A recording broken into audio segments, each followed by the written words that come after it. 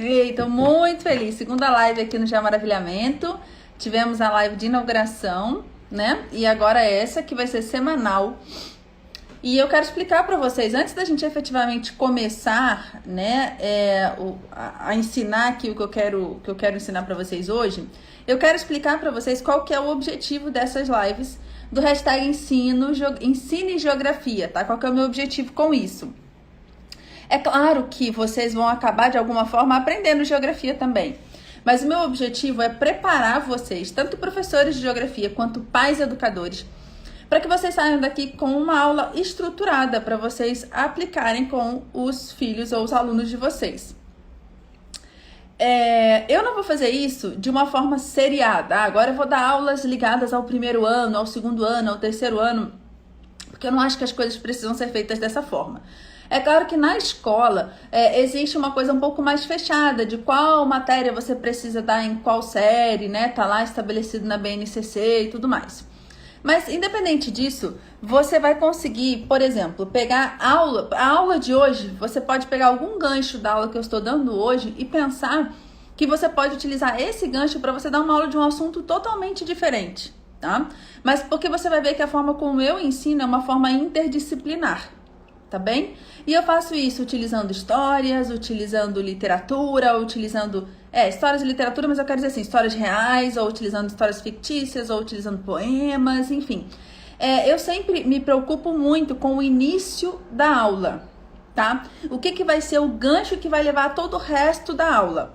E eu geralmente faço isso por meio da contextualização de alguma coisa, tá? E aí é isso que eu vou mostrar para vocês. Então, o que eu vou mostrar para vocês ao longo dessas nossas lives semanais do hashtag Ensine Geografia? É como eu dou aula de geografia, tá bem? Então, é claro que vocês vão aprender geografia, mas o meu objetivo maior aqui é mostrar as estratégias por trás da forma como eu ensino e as escolhas que eu faço, tá bom? E aí o que é legal, assim, é uma primeira live de hoje, tô até um pouco nervosa, não fico nervosa para fazer live, mas eu tô um pouco nervosa hoje porque é a primeira vez colocando esse projeto em prática, tá? Mas aí eu também estou super aberta para ouvir as considerações de vocês, as ideias de vocês. A gente vai, por eu não estruturar, né, as nossas lives, assim, de forma seriada, né, as aulas do primeiro ano, do segundo ano, do terceiro ano, eu vou trabalhar assuntos aleatórios, que eu acho que são assuntos às vezes difíceis de serem ensinados, mostrar para vocês como é que eu ensino, como eu procuro tornar esse conteúdo interessante e fácil de aprender. E aí o que eu vou fazer? Como esses conteúdos não vão ser apresentados dentro de uma narrativa, né? Esse precisa vir antes desse, que precisa vir antes desse, não vai ser assim. Vão ser conteúdos aleatórios. Eu vou sempre no início da nossa aula aqui dizer para vocês quais são os conhecimentos prévios que os alunos precisam ter para que eles possam ter um bom aproveitamento dessa aula que eu vou mostrar, tá bom? Então, as nossas lives do hashtag Ensine Geografia vai ser sempre assim. Eu vou dizer qual é o tema que a gente vai ensinar, que eu vou apresentar para vocês, como eu ensino esse tema. Vou apresentar para vocês quais são os conhecimentos prévios que os alunos precisam ter para aprender esse tema. Geralmente, eu vou dizer quais são os erros mais comuns que eu vejo os alunos terem na sala de aula, os erros, as confusões mais comuns, tá? Vou dizer curiosidades extras que vocês podem utilizar se os alunos, se as crianças, seus filhos mostrarem interesse, que vocês podem trazer. Também vou dar dicas de continuação, o que vocês podem para uma aula seguinte, caso vocês queiram mais de uma aula para ensinar esse conteúdo, que muitas vezes é necessário. Por exemplo, o de hoje é necessário, não pode parar numa aula só. O que vocês podem abordar nas aulas seguintes, tá bom? Então é mais ou menos assim que a gente vai trabalhar. Aqui no Luciana, né? Aqui no Geomaravilhamento, o que acontece? O Geomaravilhamento, ele é uma página focada, ela é uma página focada no ensino de geografia, tá bom? Então, quem veio aqui pela Educaetos e não é da geografia, não se preocupe. O mais importante não é se é língua portuguesa, se é geografia, no seu caso, ou se é direito penal. É você pegar a forma de estruturação de uma aula no modelo interdisciplinar, que é o ideal, tá? Que é um modelo que a gente, na verdade, perdeu, tá? Então, Luciana, vai ser muito útil para você mesmo sendo de geografia. E além de que, geografia, claro, deveria interessar a todos, né? Porque ela é maravilhosa. Mas é porque realmente eu sou uma grande defensora e um dos meus objetivos aqui com essa página é a gente resgatar, né?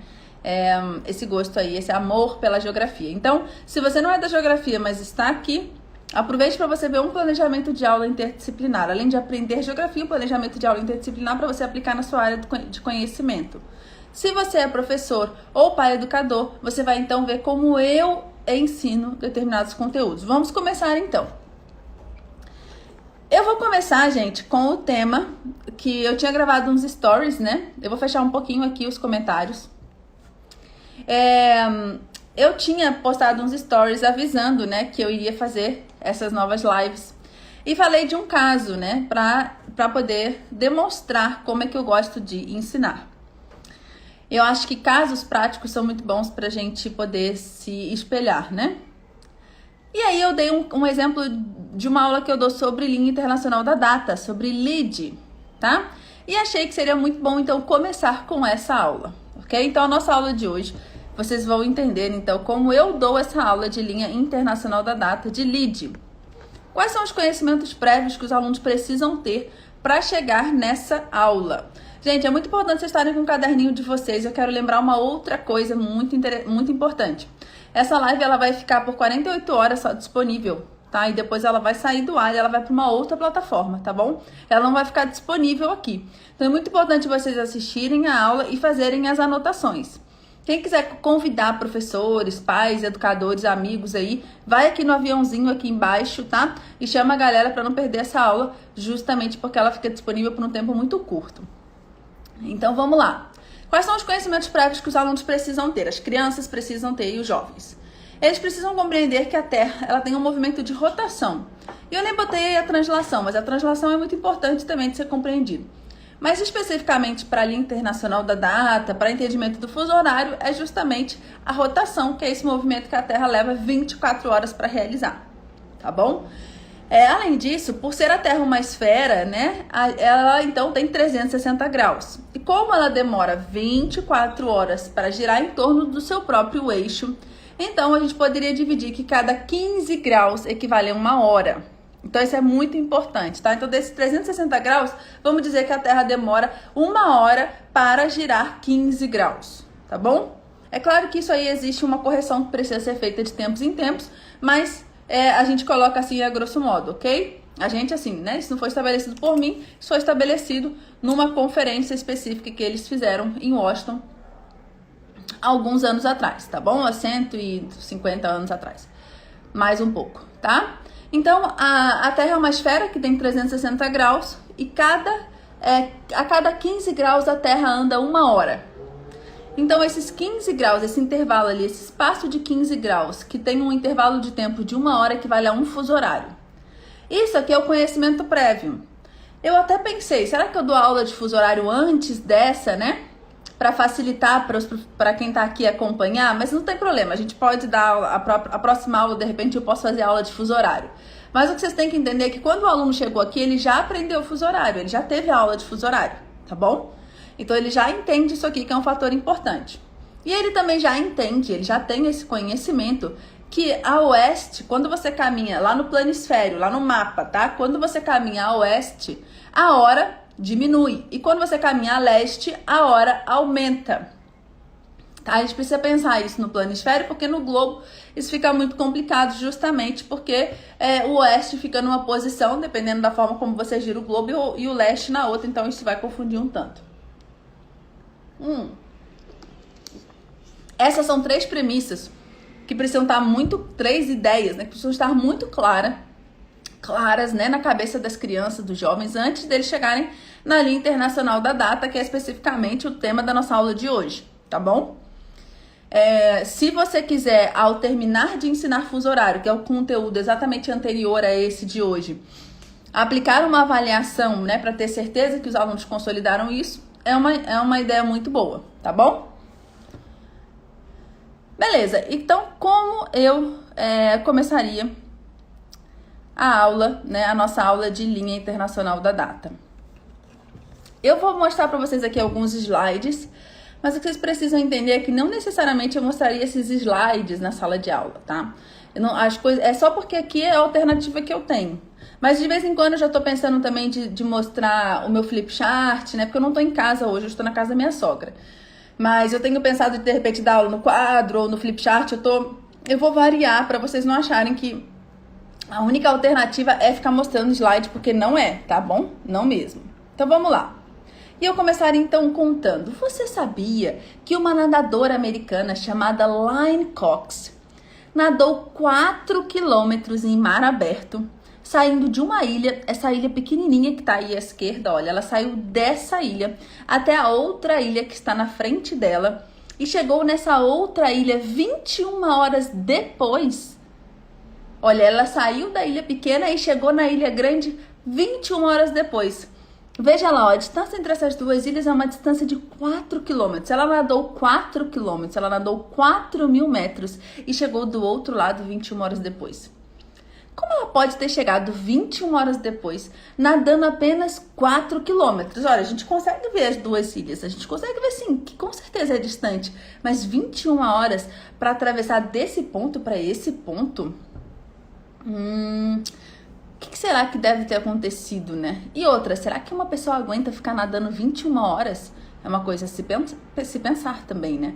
E tem mais um detalhe muito importante. A Line Cox, quando esse lugar aí, né? Ela nadou num lugar extremamente gelado.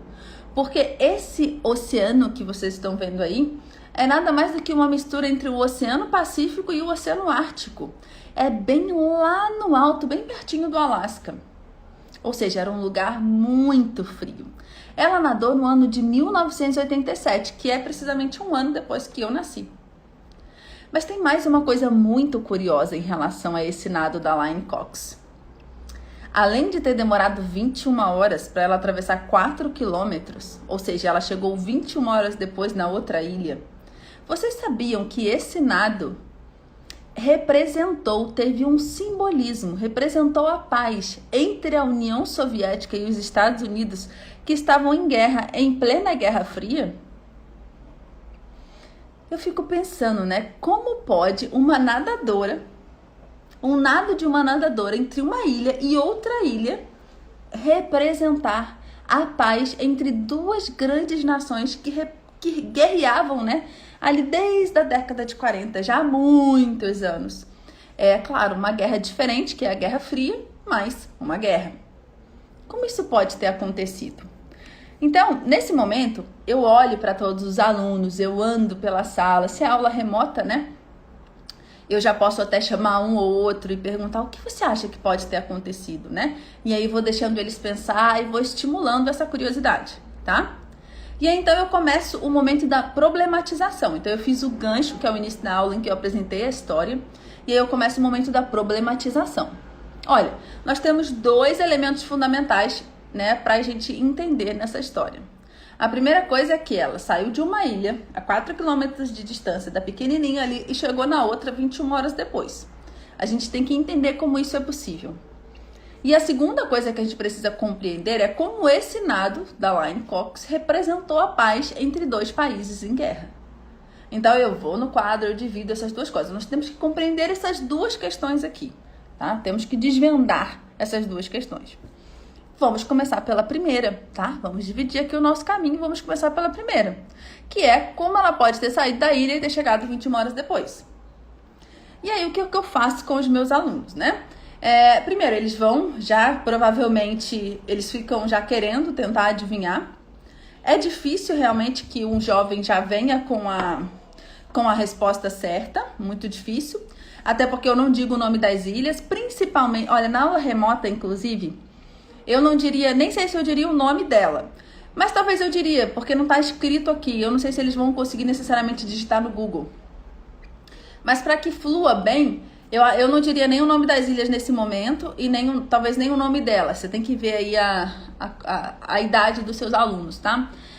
Para que eles não pesquisem e não cheguem com aquela resposta já que, né, vai tirar todo a emoção do momento. Mas os adultos, geralmente, eles sacam o que pode ter acontecido aí nessa história, e é por isso que eu não vou ativar os comentários agora, porque senão algum de vocês vai falar.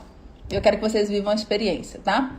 Mas olha lá, aí a primeira coisa que eu faço com eles é pesquisar quanto tempo geralmente uma nadadora profissional demora para nadar. E você poderia fazer isso pesquisando, por exemplo, o nado de 1.000 metros, 5.000 metros e tal, em piscina. Só que a gente sabe que piscina e mar aberto são bem diferentes. Então eu pesquiso com eles já o dado de mar aberto. E eu pesquiso isso na Associação Brasileira de... Agora eu me esqueci o nome deles exatamente, eu pesquiso aqui para vocês agora. É a Associação Brasileira de alguma coisa de natação, tá? É abmn.org.br, tá? Lá nesse site que eu vou disponibilizar, a gente vai fazer uma postagem, tá? Resumindo essa aula de hoje com algumas informações, aí vocês vão poder pegar esse link também, tá? Mas aí pesquisando nesse site, aí eu já pesquiso as informações de mulher nadando em mar aberto. E aí eu dou mais uma informação, que ela tinha 30 anos quando ela nadou. E a gente já pega as informações do tempo que uma mulher de 30 anos nada 5.000 metros, tá? Eles não têm nado de 4.000 metros, eles têm de 1.000 metros ou de 5.000 metros, tá? Vou mostrar pra vocês como é que sai lá. Isso aqui é da derradeira Olimpíada ou Pan-Americano que teve, tá? Esse site disponibiliza, ou da Olimpíada ou do Pan-Americano. O derradeiro foi o Pan-Americano. Então a gente teve aí, olha, a classificação. O Brasil aí não ganhou nenhum título nessa idade, mas o Brasil ganha muitos, até que ganha muitos na natação. Então, o que a gente for pegar aí é que saiu em último lugar, né? Para nadar 5.000 metros, uma mulher entre 30 e 34 anos demorou 1 hora e 49 minutos, tá? Em mar aberto também. E é 5.000 metros, ou seja, 1.000 metros a mais. E é uma nadadora profissional. E essa Laine Cox também era uma nadadora profissional. Então percebe que 21 horas para 1 hora e 50, ainda que ela tivesse, né? Vamos supor que essa Johanna, que tá aqui, a Johanna Hall, né? Que é essa americana que tá aí em 6º lugar, ela é muito boa. Ela é melhor do que a Laine Cox, tá? Então vamos supor que a Laine Cox teria demorado o dobro. Ela teria demorado 3 horas e meia, 3 horas e 20, 3 horas e meia, né? 21 horas não parece um pouco absurdo, gente? Será que pode realmente ter demorado isso tudo, né? Então, ok, a gente já percebeu que 21 horas, se ela foi lá em linha reta certinha, não pode ter sido o tempo do nado, né? Realmente não faz sentido que tenha sido. Então, quais são as outras hipóteses que vocês têm? Tá? E aí eu lanço isso. Então vai aparecer, corrente marítima, ela ficou perdida, ela foi e voltou, ela entrou em alguma embarcação, né? Não sei. Aí começam a aparecer as ideias mais absurdas, tá? E aí é o momento em que você fala, né? Olha, então eu acho que a gente precisa de mais dado. Gente, tá escrito aqui, né? Associação Brasileira de Masters de Natação, né? Vocês devem ter pensado, né? Essa Janaína é doida, tá escrito aqui. Mas tudo bem. Eu tinha botado justamente porque esse Masters eu sempre esqueço. Mas então é nesse site da BMN que vocês conseguem pegar essas informações. Aí você chega no momento do levantamento de hipóteses, como eu falei. Depois você fala, olha, eu acho que nós precisamos de mais dados sobre essas ilhas, sobre esse momento, pra gente conseguir desvendar. Então eu vou trazer mais alguns dados aqui pra vocês, tá? E aí eu começo a dizer, olha, essas duas ilhas, elas ficam num lugar chamado Estreito de Bering, tá? Todo esse mar que está aí, né? Ele faz parte do Estreito de Bering. Gente, o que acontece? Nesse momento eu mostro o globo. Como eu falei pra vocês, eu não estou em casa, tá? Então meu globo não está aqui, eu não consegui comprar aqui na cidade do meu marido, é uma cidade pequena assim, né? Uma cidade média, mas a gente não conseguiu encontrar. Então eu tinha uma filmagem do Estreito de Bering, vamos ver se vai rodar aqui, tá bom? Não vai rodar. Não vai rodar. Então, eu já entendi o que aconteceu. Deixa eu tentar... Não, mas aí é sujeito a live travar. Então deixa, não vai rodar, paciência. Se você tiver um globo aí e você for ver a Terra, rodar lá o seu globo, se você chegar lá na Rússia, você vai ver que a Rússia ela vai compridando assim, olha, aí ela chega bem perto do Alasca, e o Alasca entrando na América do Norte, tá? Entre o Alasca ali, né, aquela área ali, ó, é o Estreito de Bering, tá? Aquela área ali, ó, é o Estreito de Bering. Deixa eu ver se eu consigo mostrar, então, um mapa entre a Ásia e a América do Norte, tá, gente? Vou ver se eu consigo aqui. Mas senão vocês podem pesquisar aí, né? Mas deixa eu ver se aparece fácil. Se não aparecer fácil... Ah, tá aqui, ó. Apareceu fácil. Olha, deixa eu mostrar aqui pra vocês. Calma aí. Ó. Tem que soltar aqui. Tá aqui, ó. Tá? Ó. Esse é o Estreito de Bering. Tá bom? É aqui, ó. É um lado da Terra que a gente geralmente não vê, né?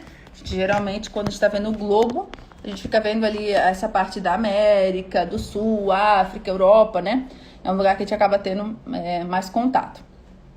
Então, olha lá, eu já digo, olha, essa ilha fica no Estreito de Bering, que divide a Ásia e a América, que divide a região da Sibéria e o Alasca, tá? E mostro isso pra eles lá no globo. A ilha pequena, ela se chama Diomedes Menor. E a ilha grande se chama Diomedes Maior, tá? Mas os russos costumavam chamar Diomedes Maior de Ratmanov, tá? E a população que vivia ali, os inuites que viviam na ilha pequena, costumavam chamar a pequena ilha de Ignaluk. A gente escreve no quadro, tá, gente? Essas palavras aí para poder os alunos conhecerem. É na língua dos inuites, tá? E por que chama Diomedes hoje em dia? O explorador dinamarquês Johansen Bering, né, que chegou lá no dia 16 de agosto de 1728, né, e descobriu então esse mar aí, esse estreito, né, entre a Sibéria e o Alasca. Ele chegou lá, o dia 16 de agosto é o dia de um santo, São Diomedes de Tarso. Então ele deu a essas duas ilhas o nome de Diomedes. Uma, como era maior, ficou Diomedes Maior, e a que era menor ficou Diomedes Menor. E ele também deu o nome ao estreito, que passou a se chamar Estreito de Bering, porque ele se chamava Johansen Bering, tá bom? Assim como aqui no sul, né, a gente tem lá perto da Argentina, o Estreito de Magalhães. O Estreito de Magalhães é uma homenagem ao Fernão de Magalhães, que fez a primeira circunnavegação há muitos anos atrás, ok? Então passou a se chamar Diomedes por causa desse santo, né? O dia do santo, que é o dia 16 de agosto, que é o dia que ele chegou lá. E aí, olha, ele chegou lá em 1728, tá bom? E assim elas passaram a ter esse nome. Só que uma coisa aconteceu depois de 1728, alguns anos depois. Em 1884, vou mostrar uma fotinho pra vocês verem quão antigo olha lá. Em 1884, e eu já falei isso pra vocês na aula anterior, porque isso é uma coisa que eu falo na aula de fuso horário.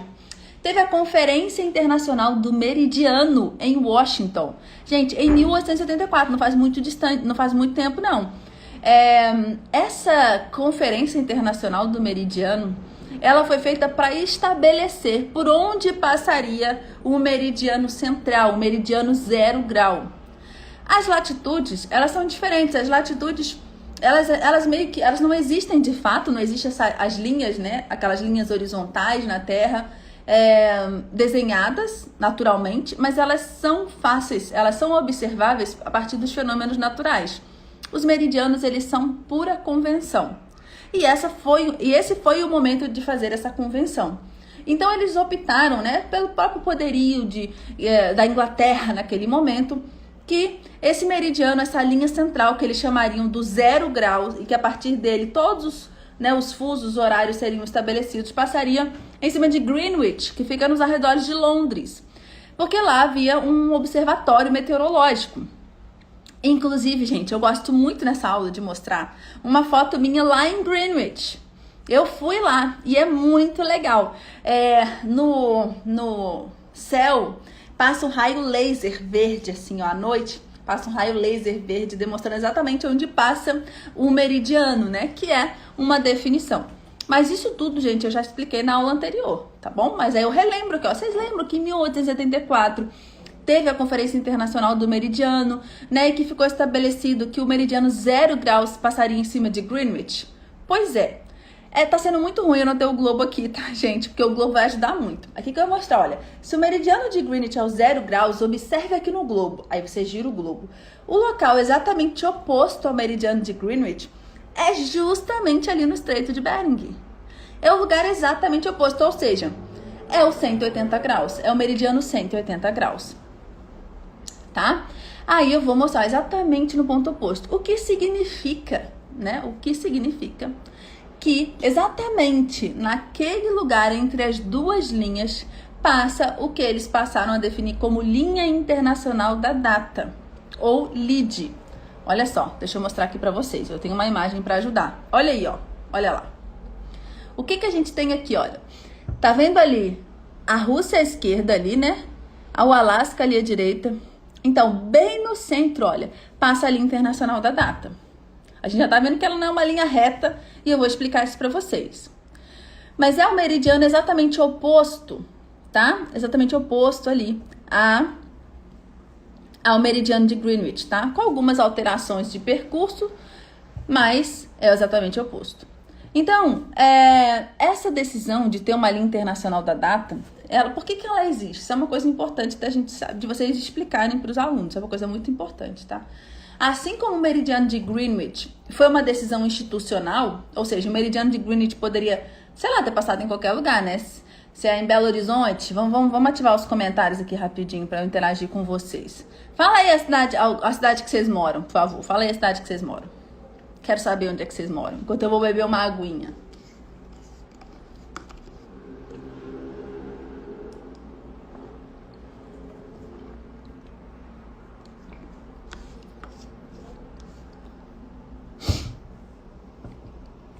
Ó, Goiânia. A Ana Paula é de Goiânia. Poderia ser o meridiano de Anápolis ou o meridiano de Aparecida de Goiânia, ou o meridiano de Senador Canedo. Podia ter sido, né? Se eles tivessem resolvido lá em Washington. Ó, Manaus. Poderia ter sido o meridiano de Manacapuru. Eu acho que teria sido massa, inclusive, né? Ó, Rio de Janeiro, meridiano de Paraíba do Sul. Tá? Recife, o meridiano de Olinda. Ah, não, vamos deixar Recife mesmo, né? Ah, não, mas poderia ter sido ali o meridiano de Jaboatão dos Guararapes. O que vocês acham? Mas não, mas foi o meridiano de Greenwich. Por quê? Porque a Inglaterra naquele momento tinha muito poder. Então foi uma decisão meramente institucional. Então, nesse caso, o local exatamente oposto também não deixa de ser uma decisão institucional, vocês percebem? Para que se pudesse organizar o calendário. Porque olha uma coisa que vocês precisam entender. Naturalmente a dinâmica, o calendário solar, porque o nosso calendário é solar, o calendário gregoriano é um calendário solar. Naturalmente, o nosso calendário solar, ele só permite que a gente identifique os dias e os anos. Os dias, tá? Justamente por conta da rotação e os anos por conta da translação. Então a gente consegue saber exatamente, né, a quantidade, o tempo de um dia, tá, de 24 horas, e a gente consegue também saber o tempo de um ano, que são os 365 dias. Mas o calendário solar não nos permite estabelecer as semanas e os meses. Isso não é possível estabelecer por meio do calendário solar, tá? Aí a gente teria que se referenciar, por exemplo, no calendário lunar. Tá? No calendário lunar. Aí sim a gente poderia ter uma objetividade muito maior nos dias das semanas. E aí chegar, inclusive, a essa ideia de mês. Então, os dias da semana e os meses, eles também são uma decisão, vamos dizer assim, institucionalizada. Tá? Existem proposições de calendários lunisolares, acho que é assim que se chama. Confirma para mim se é assim, acho que é assim. E dizem, inclusive, existem estudos falando que esse calendário já foi utilizado durante muitos anos e tal, nos primórdios e tal. Mas o calendário gregoriano, ele não nos permite ter essa exatidão. Então, a gente precisa convencionar essas coisas, e é isso que foi feito, tá? Então, sendo lá em lunisolar, né? Lunisolares. Tá, lunisolares. Sendo, então, lá em Greenwich, o meridiano 0 graus, ali na região do Estreito de Bering, fica, então, o meridiano, o antimeridiano de Greenwich, como chama, que é o 180 graus, aonde passa, então, a linha internacional da data. E aí se estabelece o dia civil. O dia civil. E o que eles estabeleceram? Tá, que do lado de lá, do meridiano desculpa, do Estreito de Bering, seria um dia a mais, enquanto que do lado de cá seria um dia a menos. E isso não foi uma coisa arbitrária, foi no sentido de que, quando a gente olha os mapas das time zones, né, dos fusos horários, quando você anda para leste, quando você anda ali para direita, né, no planisfério, no mapa, quando você anda para leste, a hora aumenta, quando você anda para oeste, a hora diminui. Eu também deixei aqui no computador para vocês poderem enxergar melhor, porque eu sei que esse é um tema complexo, tá? E que muitas pessoas têm dificuldade, incluindo professores, tá? Então, olha, calma aí, deixa eu tirar do slide. Vamos ver aqui melhor, tá bom? Olha lá, a gente tem aqui, olha, o meridiano 0 graus, exatamente aqui, tá bom? Só que isso aqui eu já expliquei para os meus alunos, isso aqui é uma contextualização que eu tô fazendo para vocês, tá bom? Então, do meridiano 0 graus, a gente pode andar, olha, 12 horas para leste, ó, 1, 2, 3, aqui, ó, até o 12. Ou a gente pode 12 horas para oeste. Ficou convencionado que quando você anda para oeste, vai botar um menos. E quando você anda para leste, coloca o mais. Por quê? Porque aqui, se você sai de uma área a oeste e vai para uma área a leste, a hora aumenta. Para a direita, a hora aumenta, para a esquerda, a hora diminui. Por isso, o uso do menos e do mais, tá? Foi uma convenção. E como a gente pode ver aqui, olha só. As linhas, elas não são exatas, né? Ó. Por exemplo, dentro do meridiano 0 graus, a gente tem toda essa parte aqui, ó, da África, olha. E da Europa. Tudo isso aqui está no 0 graus. Terras que não estão necessariamente alinhadas ao 0 grau, estão dentro do 0 grau. Então, já é uma convenção. E por já ser uma convenção, existe essa liberdade de você alterar a retilinidade da lide, de acordo com as necessidades dos países, tá? Olha só, a gente vê que ela não é reta, perfeitamente reta em canto nenhum, tá bom? Beleza? Então,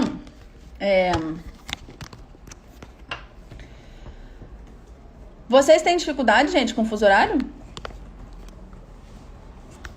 Deixa eu saber de vocês aqui se vocês têm dificuldade. Me conta aí, eu quero saber. Então, estabelecendo o dia civil, deixa eu voltar aqui para o nosso mapa, enquanto vocês vão comentando aí, olha. Eles convencionaram, então, até pela própria forma como, né, fica estabelecido, né, para lá aumenta, para cá diminui, que, então, à esquerda aqui do Estreito de Bering, que é no meridiano oriental, tá? Ou seja, no lado leste, só que isso aqui dá um pouquinho de confundida, porque a gente tá vendo a outra parte do globo, né? A gente tá vendo a outra parte, a gente tá vendo o mapa de uma forma que a gente não costuma ver, né? Então, ficou convencionado que aqui o dia seria um dia maior e à direita, que é o meridiano ocidental, fica a hora menor. Pois é, Osana, e aí eu acredito muito que com essa história e dessa forma, tendo sido bem consolidado o estudo do fuso horário, eles vão conseguir acompanhar, tá?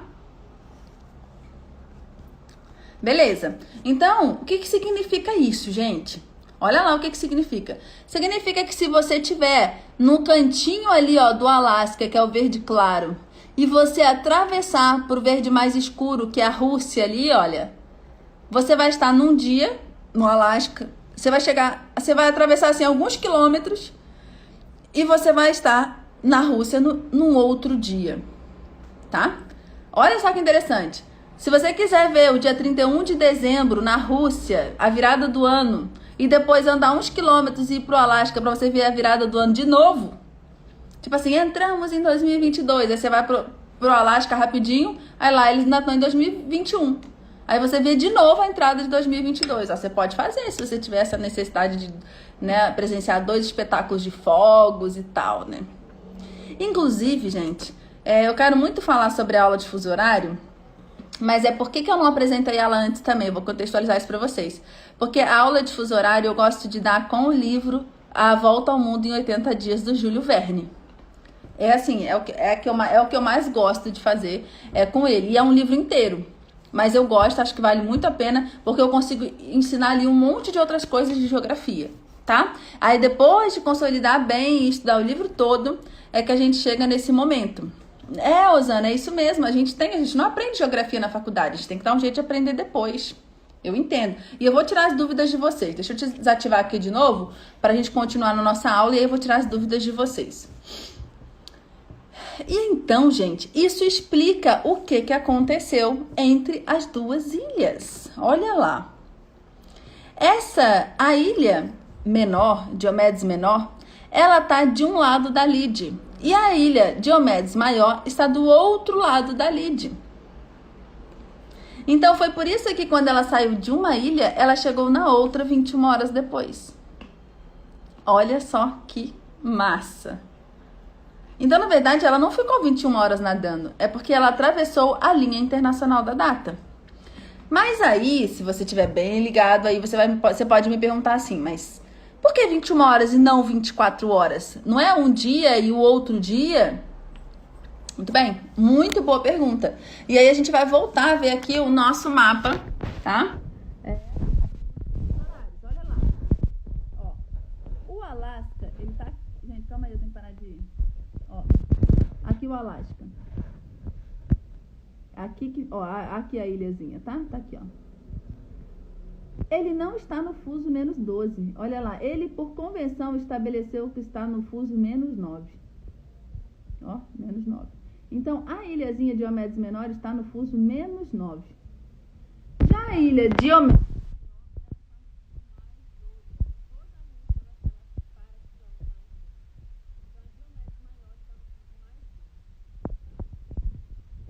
Olha lá. Então, a Diomedes Maior, ela está no fuso mais 12. Tá? E a Diomedes Menor está no menos 9. Ou seja, existe entre essas duas ilhas uma diferença de fuso de 3 horas. Vamos calcular isso aqui juntos, que vai facilitar para vocês verem. Olha aqui. Olha lá. Menos 9. Então, ela vai para o menos 10, um fuso. Para o menos 11, outro fuso. Para o menos 12, outro fuso. 3 fusos de diferenças. O mais 12, o fuso mais 12 já é o que tá, a Diomedes Maior. Entenderam? Deixa eu ativar os comentários. Então, seria 24 horas se a lide não pudesse ser alterada. Se fosse obrigatório que a lide fosse exatamente uma linha reta. Mas como ela não precisa ser uma linha totalmente reta, é uma diferença de 21 horas. A Diomedes Menor, a do Alasca, ela está no fuso menos 9 e a outra, a russa, está no mais 12. Gente, 4 quilômetros de diferença. 4 quilômetros de distância, desculpa, de uma para outra. E 21 horas de diferença. Agora tá no horário de verão, então tá com 20 horas de diferença, né? E os alunos acham isso muito... Gente, eles acham isso muito legal. Eles se envolvem à beça, tá? Agora, o que a gente ainda não esclareceu... E aí, veja como a gente está trabalhando a interdisciplinaridade. O que a gente não esclareceu, o segundo ponto que a gente tinha colocado, né, é como esse nado pode ter representado a paz entre dois países, né? Então, para a gente compreender isso, né, a gente precisa também de mais informações sobre, né, essas duas ilhas. O que acontece? Em 1867, você vê, ó, em 1728 as ilhas foram encontradas. Aí você anota no quadro e tal, né? Em 1867, foi assinada a compra do Alasca. Os Estados Unidos comprou o Alasca. E quando ele fez essa compra, então hoje o Alasca faz parte dos Estados Unidos, a ilha Diomedes Menor passa a ser, então, uma ilha americana, né? Enquanto a Diomedes Maior já era russa, desculpa, tá? Então, uma era dos Estados Unidos, a outra era da Rússia. 4 quilômetros de distância entre uma e a outra. Quando se iniciou a Guerra Fria, todo esse momento, ali, né, muito próximo, porque se a gente olha o planisfério, como a gente costuma olhar, tipo assim, não, os Estados Unidos é muito longe da Rússia, né? Imagina, não, um ataque entre os dois países não era uma coisa pensada. Como assim? Estados Unidos é muito longe da Rússia e tal, da União Soviética. Naquele período era a União Soviética, era a União das Repúblicas Socialistas Soviéticas, né? Não era só a Rússia, era a Rússia e outros países ali. Mas eles são, na verdade, muito próximos, mas nesse antimeridiano ali, naquela outra parte do globo, né? E aí, como é que eles costumavam chamar a divisão que foi feita na Europa, né? Durante o período da Guerra Fria? Eles chamavam de cortina de ferro, essa divisão em vermelho aí, olha. Que dividia a Alemanha Oriental e a Alemanha Ocidental pelo muro, né? E dividia também toda a área socialista, né? E toda a área capitalista. Essa cortina, né? Chamavam cortina de ferro. Tinha, é claro, efetivamente o muro construído, né? O muro de Berlim. Mas independente disso, havia uma separação que não era necessariamente física, material, né? Essa cortina de ferro, então isso era chamado de cortina de ferro. E aí eles passaram a chamar, então, essa área aí, né, entre a Rússia e os Estados Unidos, que é uma área de separação de apenas 4.000 metros, apenas 4 quilômetros de cortina de gelo. Porque é entre o Mar Ártico e o Oceano Pacífico, é uma área muito fria. A gente sabe que essa região é muito fria. Essa região da Rússia é a região da Sibéria, tá, gente? E o Alasca, que a gente sabe que é muito frio também. Há lugares no Alasca que ficam quase 3 meses, né, sem a luz solar, nos extremos, nas extremidades, né? Então, eles chamavam essa região de cortina de ferro. E aí, essa nadadora, a Elaine Cox, em 87, como eu falei, um ano depois que eu nasci, ela quis fazer esse nado justamente para representar a paz entre os dois países. Ela pediu autorização na época, quem liderava a União Soviética era o Gorbachev. Ela pediu, alguns falam Gorbachev, eu falo Gorbachev, essa autorização, e a autorização demorou muito para chegar. Na época nos Estados Unidos era o Ronald Reagan, o presidente. Pelos Estados Unidos tudo bem, mas aí ela fez a viagem, chegou lá, começou a organizar tudo na Diomedes Menor, né? Ficou lá aguardando. Aí no dia que seria o nada, já tava jornalista, né? Entrevistadores, tudo lá. Aí ela teve autorização no mesmo dia, então ela nadou. E aí tem um livro em que ela conta isso, a biografia dela, e ela conta como em determinado momento, né? Ela começou a sentir muito frio, achou realmente que ela ia congelar, e ela ficava olhando para os ombros dela para ver se os ombros dela ficariam roxos, porque aquilo realmente seria um mau sinal. Ela teria que pensar o que ela teria que fazer, né, para ela não ter uma parada cardíaca.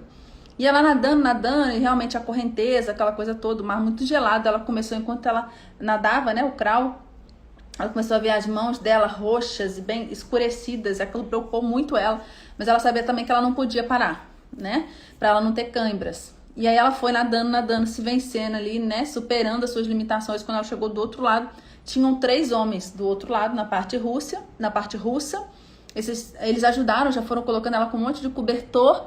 E aí ela conta que eles foram falando um monte de coisa que ela não entendia nada, até que ela entendeu um welcome, né? Um bem-vinda, né? E aí e eles foram muito solistas, aquela coisa toda e tal. E ela ficou muito emocionada, eles cobriram e tal. E depois o Gorbachev esteve nos Estados Unidos. No momento em que ele esteve nos Estados Unidos, ele e o presidente Reagan, eles brindaram a ela, né, pelo ato que ela fez, né, de querer representar essa paz e tal. Então aí a gente chega nessa conclusão. Então aí eu já tô no final da aula, vocês percebem? E aí eu liguei do início ao fim a história. Percebem como é que eu fiz? Eu liguei do início ao fim a história. E aí eu trago isso, e é legal, tem até trechos no YouTube dela falando, sabe? Vocês mostrarem ela falando também. E uma outra coisa legal, deixa eu ver se eu cheguei a escrever aqui. Não. São algumas curiosidades que vocês podem anotar aí, que vocês podem ir falando durante a aula de vocês, tá? Inclusive para ir dando picos de engajamento aí, se vocês acharem que os alunos estão desengajando e tal. Primeiro, se você quiser, eu não abordo nessa área, nessa aula, eu não discorro sobre o que são ilhas vulcânicas, porque eu acho que não entra muito geografia física nesse momento, tá? Mas se vocês acharem que querem, ok, é uma decisão de vocês. Eu vejo tantos espaços para trabalhar essa questão da formação das ilhas em outros materiais que eu tenho, que eu não trabalho nesse não, tá? Existe um projeto mundial de criação de uma ponte intercontinental da paz entre as duas ilhas para representar, né, essa paz. Então, a ponte intercontinental, porque é o continente americano e o continente asiático. O Humberto Eco, ele escreveu um romance que parte da ideia justamente dessa questão dessas duas ilhas. Por que que ele escreveu isso? Olha que legal, essas duas ilhas passaram a ser chamadas a Ilha Maior, que é a russa, de Ilha do Amanhã, e a ilha pequena é chamada da Ilha do Ontem, tá? Justamente por conta do fato de que entre elas passa a linha internacional da data. Então a Diomedes Maior é a linha do amanhã, a Diomedes Menor é a linha do ontem. E aí, isso é uma coisa legal de trazer. E inspirado nisso, nessa história, Humberto Eco escreveu uma história, um livro que eu não li, mas nesse livro tem um trecho de um poema, tá? Que esse trecho de poema vocês podem colocar para os alunos também. Se vocês quiserem mostrar imagens do observatório astronômico lá em Greenwich, é legal. A Diomedes Menor, ela tem aproximadamente 146 habitantes. 146 habitantes, apenas. Aí também é legal mostrar umas imagens, né? Vocês veem que é uma coisa bem rudimentar, ainda que seja uma área muito fria. Dá até aquela sensação assim, gente, como é que eles sobrevivem ao frio nesse lugar. Então é legal de mostrar. Agora, a Diomedes Maior, no período da Guerra Fria, ela foi evacuada. Tinha nativos que viviam lá, mas foi evacuado durante a Guerra Fria e hoje só tem um posto militar russo, tá bom? São algumas curiosidades aí que vocês podem trabalhar, tá bom? E aí, para uma aula seguinte, e para vocês trazerem uma aula contextualizada também, eu indicaria que vocês falassem do caso de Samoa, tá bom? Que ela teve que mudar a sua data do seu país, porque ela ficava com uma data muito diferente dos países vizinhos, ficava muito difícil a comercialização. Então é uma segunda história do caso de Samoa que vocês podem trazer na aula seguinte para certificar que os alunos realmente entenderam a questão da linha internacional da data, tá bom? Fica então essa dica para vocês. Gente, é isso que eu preparei. Agora eu quero saber se vocês têm dúvidas e quero saber também o que vocês acharam. Eu comecei com um tema muito difícil, né? Depois eu pensei que eu poderia ter começado com algum tema um pouco mais fácil de contextualizar, mas já partindo do princípio de que vocês poderiam saber, tá bem? Mas se vocês têm dúvidas também, existem alguns tutoriais, e eu também tenho um projeto de poder divulgar para vocês tanto o planejamento da aula, quanto também ensinar o próprio conteúdo, assim, com um pouco mais de detalhes, né? Vocês sabem que na aula eu daria muito mais recursos e tudo mais, né? Aí eu tô tentando deixar o mais claro possível. Gente, Márcia, ser professora de geografia é bom demais. É bom demais. Eu adoro. Adoro. Então, basicamente, gente, eu pensei, eu penso sempre no conhecimento prévio, que eu já passei para vocês, o gancho do início da aula, que é a história da Elaine Cox, tá? Os erros comuns que ele geralmente, né, os erros que geralmente tem é realmente ligado ao fuso horário, a entender que para um lado é uma coisa, para o lado é outra, e quando a gente mostra o mapa dessa forma aqui, olha, geralmente eles confundem. Onde é que está o meridiano ocidental, onde está o meridiano oriental?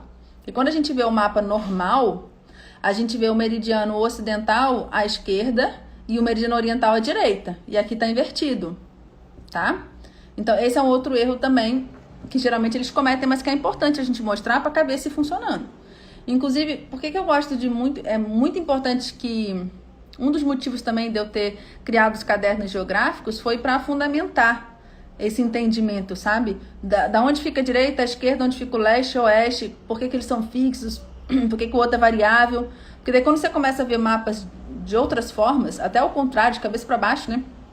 Você entende. Joanilde, mas aí você trabalha no ano que vem, né?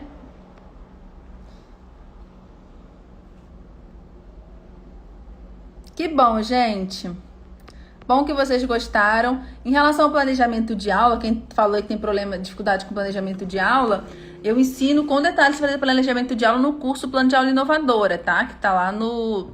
Vocês podem achar pela Educaetos. Então, o Geomaravilhamento, ele é parte da Educaetos. Só que ele é focado no ensino de geografia, tá bom? Não estava sendo fácil para mim falar sobre geografia lá, tava ficando meio fora do contexto, tá bom? Mas aqui é para professores, para pais educadores e para apaixonados. Elissa, já é. Ah, letras é muito massa também.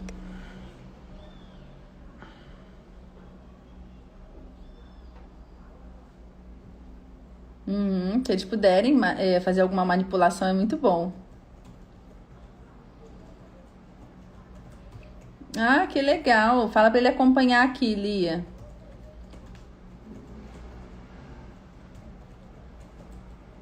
Sim, Pamela, a gente sempre vai ter. Eu vou trabalhar com temas, né? Diversos. E aí vai ser uma decisão de vocês, se vocês vão trabalhar isso no Fundamental 1, no Fundamental 2, no ensino médio. Até porque a estrutura como está lá dentro da BNCC eu não concordo, não acho que a narrativa é boa. Então, assim, fica bem a critério de vocês. Eu não vou seguir o que tá lá prescrito eu falei isso no início, sabe? O que tá lá prescrito na BNCC, na forma como tá dividido, justamente porque eu não concordo com aquela divisão. Então, aí eu não... Então, eu vou trazendo temas aleatórios, tá? E aí vocês vão vendo como eles se encaixam nas aulas de vocês. O importante é vocês participarem dessas lives ao vivo, elas ficam por pouco tempo gravadas, depois elas saem do ar. Não vai ficar mais disponível, tá bom? Pode assistir o início, vai ficar um pouco disponível. Vocês fazerem todas as anotações, deixar preparado. A gente vai fazer uma postagem hoje ou amanhã, com alguns resumos também, para vocês poderem deixar preparadas as aulas de vocês. O dia que essa aula chegar, você já tem ela ali dentro do portfólio de aulas que vocês aprenderam como ministrar comigo, tá bom? Beleza? Ok. Kátia, o curso Plano de Aula Inovadora? Com certeza, gente. O que acontece? Quem tá aqui por causa da promoção do curso Plano de Aula Inovadora, que a gente tá fazendo pela Educaetos, tem um grupo do WhatsApp, aqui eu estou falando de uma aula de geografia, mas o curso Plano de Aula Inovadora, ele é para todas as áreas do conhecimento, na educação básica e no ensino superior. Só para vocês saberem disso, que eu acho que a sua pergunta foi por causa disso, né? Legal, Melissa, vai dar pra você ver o início sim, tá? Eu vou avisando nos stories, olha, tá acabando, vou tirar do ar, vai ficar por 48 horas no ar, tá bom? Gente, muito grata pela presença de vocês, foi muito legal, eu gostei, a gente vai melhorando cada vez mais. E eu vou procurar sempre também abrir uma enquete de temas que vocês querem que eu dê dicas pra vocês sobre como ensinar, tá bom? Pra ajudar vocês a ensinarem melhor geografia, ok? E também os apaixonados a aprenderem mais geografia. Então, tudo de bom. Aqui eu termino com uma outra frase clássica, diferente lá da Educaetos, que é, na verdade, muito simples. Abraços geográficos. Tchau, gente!